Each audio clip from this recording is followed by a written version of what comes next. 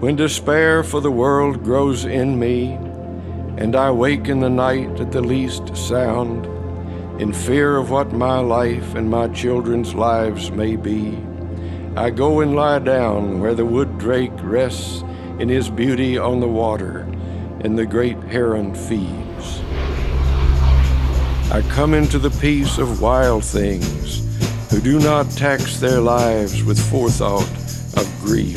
Yeah, I'm in search of food that's not genetically modified. It's kind of a quest I'm on.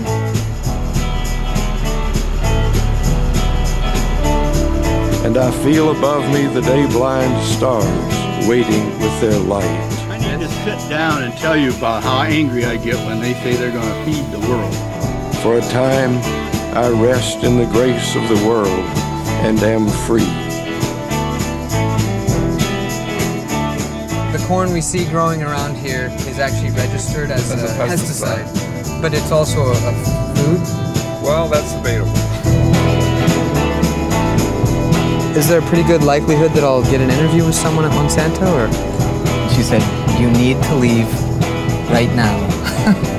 And I think there's something extremely wrong when a government becomes captive to one industry. Anything that's too big to fail is too big. Monsanto threatened to sue the state. There's nothing to hide, then disclose it.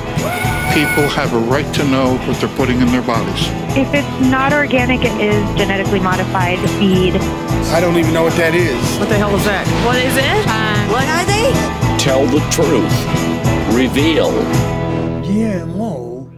What's that? Genetically modified organism. Oh. It's